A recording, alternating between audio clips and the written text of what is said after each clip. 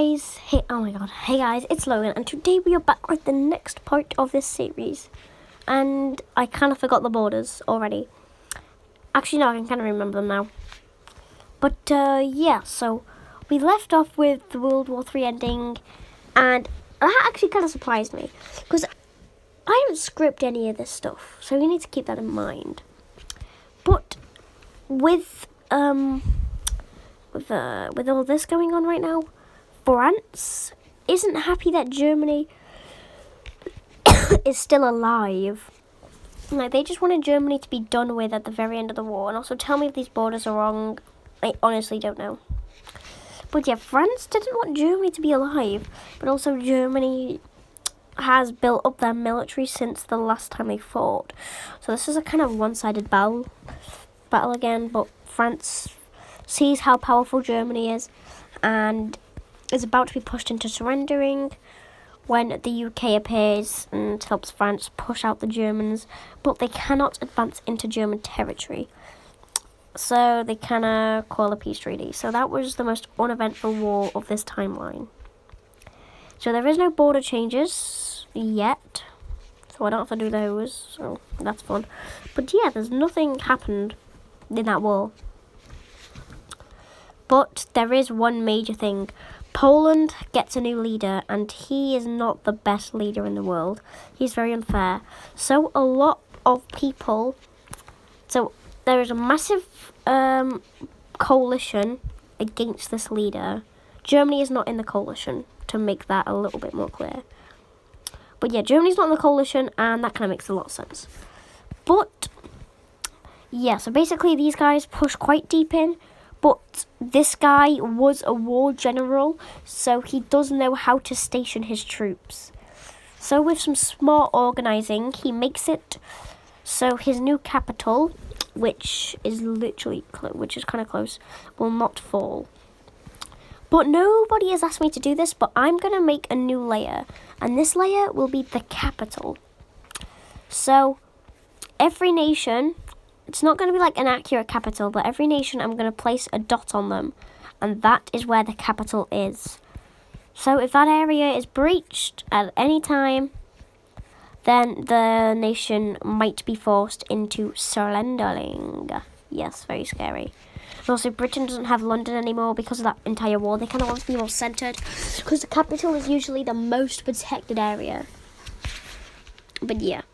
So the war continues. And it does not go very good for the Polish. Most of their military was obliterated. And also a bomb called Mega Bomb dropped right on the capital. And then also a bunch of a rebellious group appears. And this new president...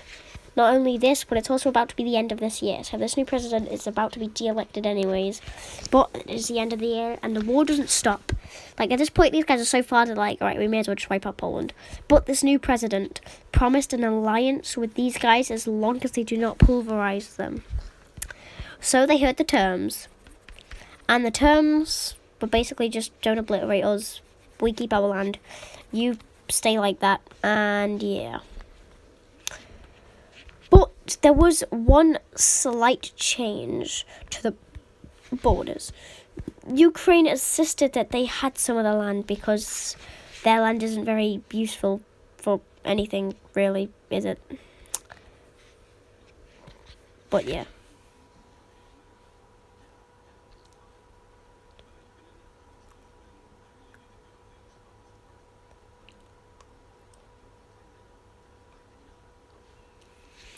But yeah, they requested that land. I'm sorry for that very awkward moment of silence. And then, but also, obviously, a war has to happen here. This is the most war part of the entire world.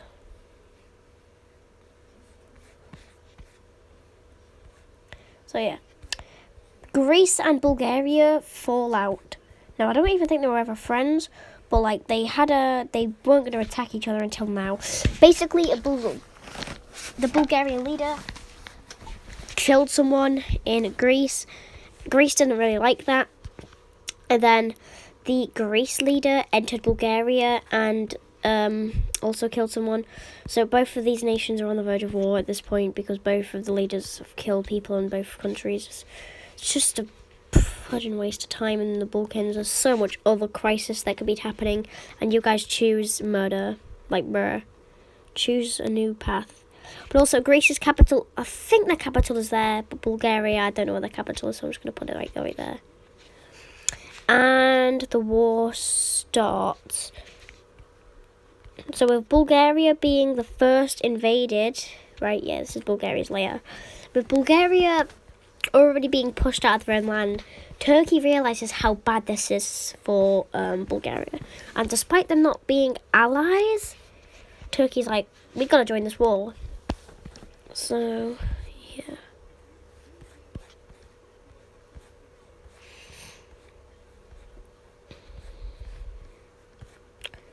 By the way, Editor Logan, you're probably going to be watching this bit.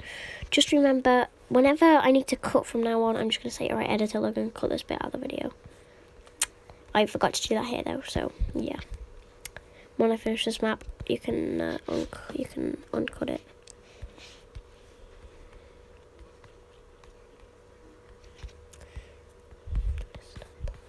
Right, uncut it, Editor Logan.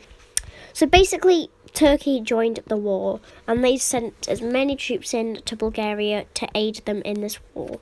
Because everybody should know, these guys do not have the best history. But Turkey saw this as an opportunity. They realised they don't need to just kick them out.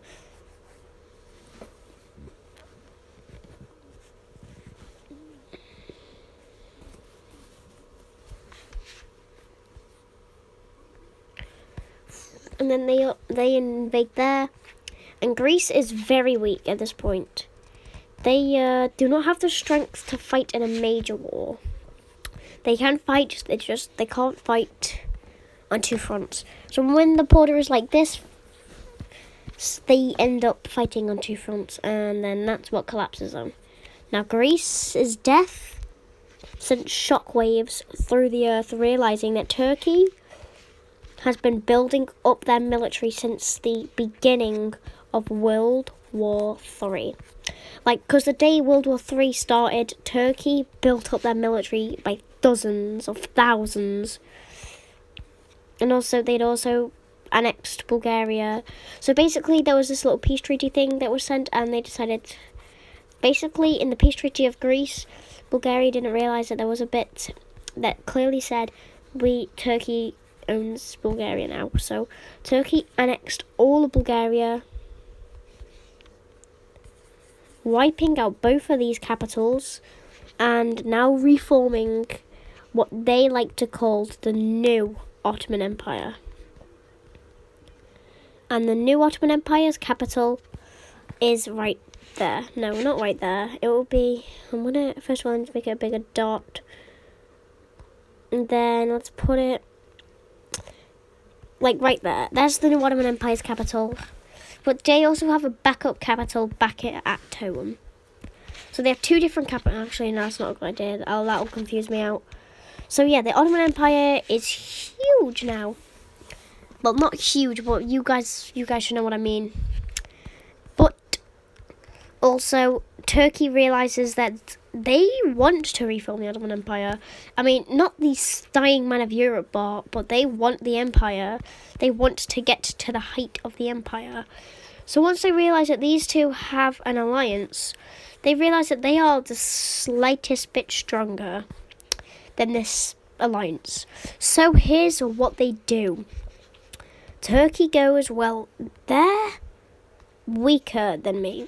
They are weaker, so I will enter their territory, pretend to sign a note, and then assassinate them. But both leaders had found out that what Turkey's planned, so not only did they not let Turkey in their country, when Turkey said, right, we're coming in anyways, they declared war.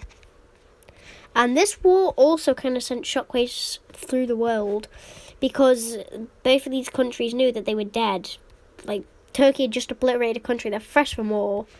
And, yeah. So after this, they had invaded this territory. Then they'd also dipped into parts of... I can't remember these guys' names. I do know them. I just forgot the country names. Sorry. Finally, not finally, but yeah. The Turkish or the... Basically, this is right... It's not called the Ottoman Empire right now. It's called the Turkish Empire. And the Turkish Empire rules throughout this land. And also, despite both of their capitals have finally been taken over, there are still some leaders in this bit that are like there are little groups and organizations that aren't shown on a map that are technically not independents but fighting for their independence. And yeah, so despite the world map looking like this, in map views it looks like this. So we are going to make it look like this because it looks better like this. But yeah, basically the agreement goes, it's a 1 hour agreement because the Ottomans settled it quite fast. But it's a 1 hour agreement basically just to let the Ottomans into the territory. So after both of them sighed, they had also realised that the Ottomans were fighting anyways. So if they were to just get this territory, more groups would probably pop up anyways. So they had surrendered the territory to the Ottoman Empire and off they went. Both of them went to vacation basically. But the Ottomans were not done with their wars. Their conflicts and their bloodshed was nowhere near over. I mean, the Ottomans are literally nowhere near over. They are going to destroy every last thing. They are going to destroy everything till they can't destroy everything. Now, Saudi Arabia also realised what they're going to have to give up if the Ottomans want to continue their rampage. And that is most of their land. Now, people are calling them the Ottomans, but they are called the Turkish Empire. So you can't really say that they're the Ottomans, but they are the Ottoman Empire. They're trying to reform it, but they're going to rename it to the Turkish Empire. But this tiny little war here was tiny.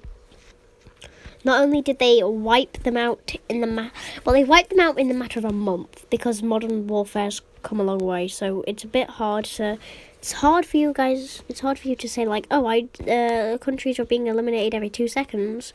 That's what would happen in the past probably because wars weren't as hard. They were actually shown as cool. Like if you were fighting in a medieval war, you would if you survived, that was sick, and even contributing in one was sick. Well, I mean, you can't really tell if it's sick.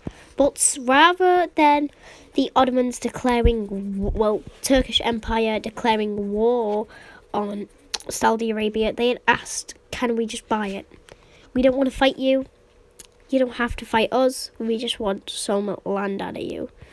So, they'd given the Ottomans this.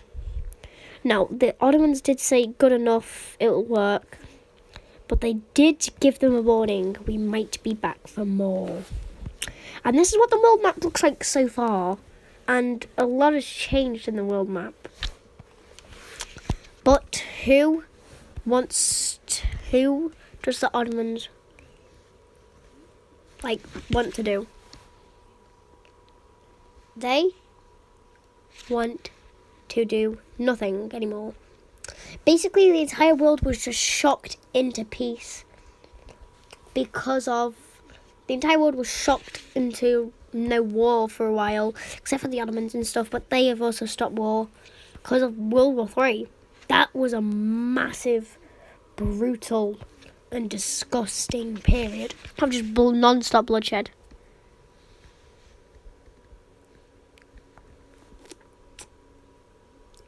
But anyways, yeah. So I know this episode's not that long, but I just wanted you guys to know that there is a new empire that I want to bring to the series. And there is also a certain mastermind that will pop up somewhere in the series. But anyways, I'll see you all next time. Goodbye.